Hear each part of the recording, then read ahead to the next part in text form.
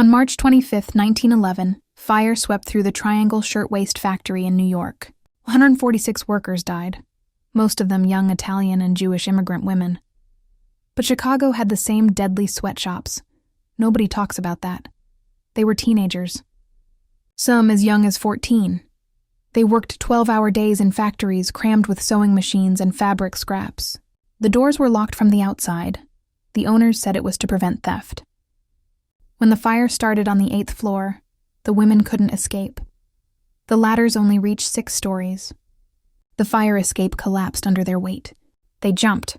Witnesses watched in horror as women leaped from 9th floor windows, their dresses on fire. By the time it was over, 146 were dead. The owners were acquitted of manslaughter. They profited from inflated insurance claims. But here it is what they done, teach. Chicago's garment industry was just as bad. By 1910, Chicago had become the largest employer in the city, bigger than the stockyards.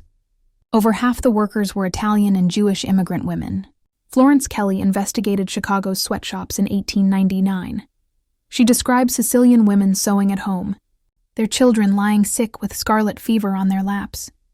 The cloaks they were making? Sold by Chicago's leading retail merchants. In Chicago's garment district, women earned $3 for a 60-hour work week.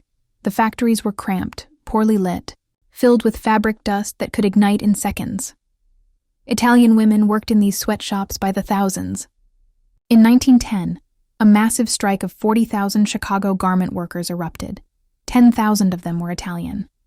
The difference between New York and Chicago? Luck. Chicago didn't have a triangle fire, but it could have.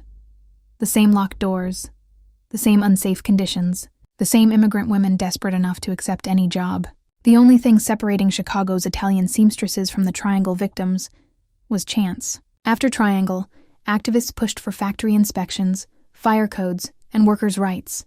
Frances Perkins, who witnessed the fire, became FDR's Secretary of Labor. She said, "The New Deal began on March 25, 1911. Would you have risked your life for $3 a week? Like and follow for more Italian-American stories."